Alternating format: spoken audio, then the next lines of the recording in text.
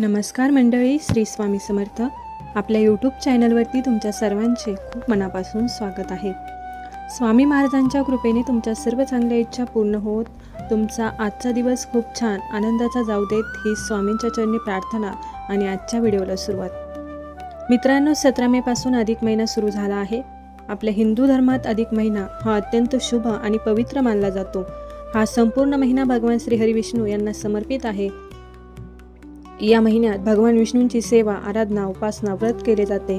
तर या अधिक महिन्यामध्ये 21 मे 2026 वार गुरुवार आणि या दिवशी गुरु पुष्यातम योग आला आहे. जेव्हा पुष्य नक्षत्र हे गुरुवारी येतं तेव्हा गुरु पुष्यामृत योग हा निर्माण होतो. अधिक मास हा दर 3 वर्षांनी येतो. या काळात सामान्य महिन्यांपेक्षा धार्मिक कार्यांचे महत्त्व अधिक पटीने वाढतं. अधिक महिन्यात जर गुरु पुष्यामृत योग आला तर त्याचे महत्त्व अनन्यसाधारण असतं. या काळात केलेले कोणतेही व्रत, दान आणि भगवंताची आराधना थेट अक्षय पुण्य प्रदान करते, अशी धार्मिक मान्यता आहे. गुरु पुष्यामृत योगाचा दिवस स्वतः अत्यंत शुभ असल्यामुळे या दिवशी कोणतेही काम करण्यासाठी वेगळा मुहूर्त पाहण्याची गरज नसते. आता जरी हा गुरु पुष्यामृत योग असला तरी तो अधिक महिन्यामध्ये आलेला आहे. अधिक महिन्यामध्ये कोणतेही शुभ कार्य केले जात नाही किंवा कोणत्याही नवीन कामाची सुरुवात केली जात नाही. म्हणून तुम्हाला यासारख्या महत्त्वाच्या गोष्टी ज्या आहेत त्या अजिबात या दिवशी करायच्या नाहीत. आता अधिक महिना म्हटल्यावरती अधिक महिन्यामध्ये स्नानाला अनन्यसाधारण असं महत्त्व दिलं जातं. तुम्ही बघितलं असेल की या अधिक मासामध्ये अनेक स्त्री पुरुष पवित्र तीर्थक्षेत्री पवित्र गंगेवरती जाऊन स्नान करत असतात. अधिक मासाचे स्नान याला म्हटलं जातं, परंतु ते सर्वांनाच शक्य होत नाही. आणि म्हणूनच आपल्याला या गुरु पुष्यामृत योगावरती घरच्या घरीच अंघोळीच्या पाण्यामध्ये अशी एक वस्तू टाकायची आहे.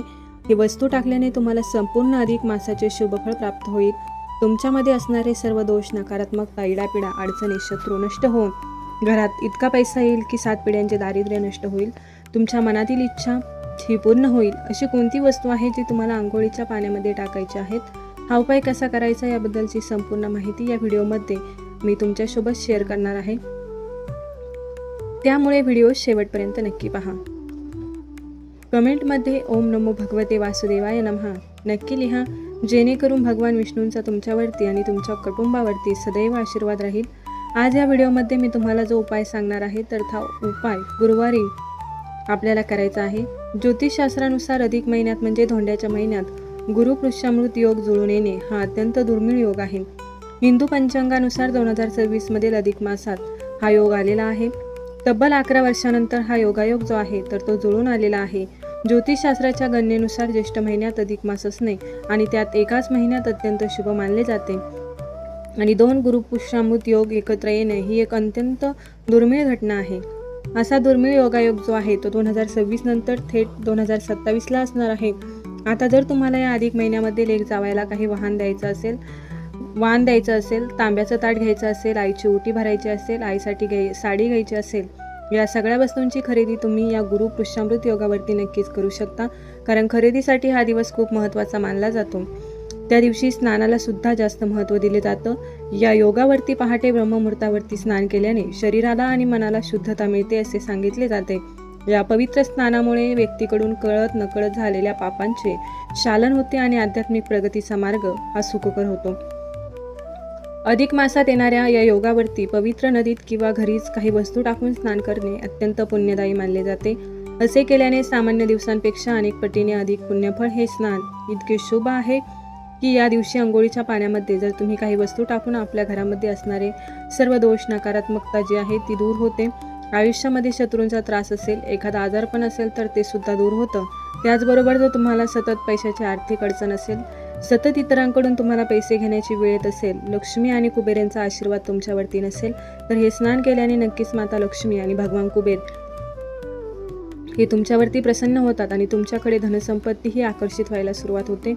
तसेच तुम्हाला प्रत्येक कामात यश मिळते. तुमच्या सर्व इच्छा, मनोकामना या देखील पूर्ण होतात. त्याचबरोबर हा उपाय केल्याने घरातील दारिद्र्य, गरिबी ही सुद्धा दूर होते असं म्हणतात. कष्ट केल्याशिवाय फळ मिळत नाही, पण कधी आपण रक्ताचं पाणी करतो, रात्रंदिवस कष्ट मेहनत करतो तरीही नशिबाची साथ ही आपल्याला मिळत नाही. मग आपण देवाला दोष देतो की मी देवाची एवढी सेवा करतो, एवढी पूजा करतो, तरीही माझ्या नशिबात अपयश का आहे? तर बऱ्याच वेळा आपल्याला आपल्या घरामध्ये काही दोष लागलेले असतात, आपल्या कुंडलीमध्ये काही ग्रह आहेत ते कमकुवत झालेले असतात आणि म्हणूनच आपल्याला अपयशाचा सामना करावा लागतो. म्हणून जेव्हा तुम्ही हे स्नान विशेष तिथीवरती करता तेव्हा तुमच्या कुंडलीतले ग्रह जे आहेत ते मजबूत होत असतात. हा उपाय अगदी घरातील लहान मुलांपासून ते मोठ्यांपर्यंत सर्वांनी करायचा आहे. तुम्हाला दोष असेल किंवा नसेल तरीही तुम्हाला या वस्तू अंघोळीच्या पाण्यामध्ये टाकायच्या आहे. कारण अधिक मासामध्ये स्नानाला विशेष महत्त्व दिलं जातं. उपाय करण्यासाठी तुम्हाला सकाळी लवकर उठायचं आहे. अगदी तुम्ही ब्रह्ममुहूर्तावरती उठले तरी सुद्धा चालेल. हे स्नान शक्यतो ब्रह्ममुहूर्तावरतीच करण्याचा जास्तीत जास्त प्रयत्न करा. शक्य झालं जेव्हा तुम्ही स्नान करणार आहेत तेव्हा ह्या 2 वस्तू अंघोळीच्या पाण्यामध्ये टाकायच्या आहेत. शक्यतो हे स्नान करताना कोमट किंवा थंड पाणी घ्यायचं आहे. या पाण्यात सगळ्यात महत्त्वाची वस्तू म्हणजे चिमूटभर हळद. हळद ही भगवान विष्णूंना अत्यंत प्रिय आहे. तिचा संबंध थेट गुरुग्रहाशी येतो. ज्यांचा गुरुग्रह हा बलवान असतो त्यांच्या आयुष्यात कधीच पैशाची अडचण भासत नाही. मान सन्मानाची कमतरता त्या व्यक्तीला राहत नाही. आणि म्हणून जर इतर कोणत्याही व्यक्तीशी पटत नसेल, घरामध्ये किंवा बाहेर सतत इतर लोकांशी तुमची भांडणं होत असतील, तुम्हाला कोणी मान सन्मान देत नसेल, तुमची कोणतीही गोष्ट कोणी ऐकून घेत नसेल, तर या दिवशी अंघोळीच्या पाण्यामध्ये 1 चिमूटभर हळद टाकायची आहे. जेव्हा आपण या गुरु पुरुषामृत योगावरती चिमूटभर हळद टाकून अंघोळ करतो तेव्हा गुरुग्रहाचा दोष दूर होतो, नशीब उजळते आणि धनलाभाचे योग देखील जुळून येतात. यानंतर पुढची वस्तू आहे ती म्हणजे चमचाभर गोमूत्र. गोमूत्र किंवा गंगाजल या 2 पैकी जे तुमच्याकडे असेल ते तुम्हाला अंघोळीच्या पाण्यामध्ये टाकायचे आहेत. हे 2 थेंब टाकल्याने शरीर आणि मन हे शुद्ध होते. यामुळे घरातील सर्व वास्तुदोष, ग्रहदोष हे देखील नष्ट होतात आणि आपलं शरीर हे पवित्र आणि शुद्ध होते. आणि म्हणूनच तुमच्याकडे गोमूत्र असेल किंवा गंगाजल असेल तर या 2 पैकी जे तुम्हाला अगदी 2-2 थेंब टाकले तरी सुद्धा चालेल. यानंतर पुढची गोष्ट आहे ती म्हणजे चिमूटभर खडे मीठ. खडे मीठ नसेल तर बारीक मीठ तुम्ही घेतलं तरी चालेल. अंघोळीच्या पाण्यामध्ये खडे मीठ टाकल्याने वाईट नजर, नकारात्मकता आणि दूर होते. यानंतर पुढची गोष्ट आहे केशर किंवा चंदन. तुमच्याकडे केशर असेल तर चंदन असेल, यापैकी दोन्हीही वस्तू तुमच्याकडे असतील तर दोन्ही वस्तू अंघोळीच्या पाण्यामध्ये टाका. काय होतं, घरात सुख, शांती, समृद्धी नांदते. यासोबतच तुम्हाला एक तुळशीपत्रसुद्धा अंघोळीच्या पाण्यामध्ये टाकायचं आहे. भगवान श्रीहरी विष्णू यांना तुळशीपत्र हे अत्यंत प्रिय आहे. जेव्हा आपण तुळशीपत्र हे अंघोळीच्या पाण्यामध्ये टाकतो तेव्हा भगवान श्रीहरी विष्णू, माता लक्ष्मी यांचा आशीर्वाद हा आपल्याला प्राप्त होतो. आता या सर्व वस्तू अंघोळीच्या पाण्यामध्ये टाकल्यानंतर या पाण्याने तुम्हाला स्नान करायचं आहे.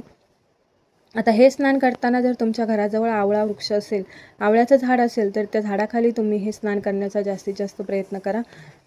100% तुम्ही तिथेच स्नान करण्याचा प्रयत्न करा. आवळ्याचं झाड नसेल तर अशा वेळी तुम्ही घरामध्ये तुळस असेल, तुळशीच्या थोडंसं बाजूला साईडला राहून तुम्ही अंघोळ केली तरी सुद्धा चालेल. त्यानंतर आवळा जो वृक्ष आहे तो साक्षात भगवान श्रीहरी विष्णूंचा वास असतो. तुळशीमध्ये विष्णू वास करतात. जर आपण आवळ्याच्या वृक्षाखाली या दिवशी स्नान केले तर ते खूप जास्त शुभ मानले जाते.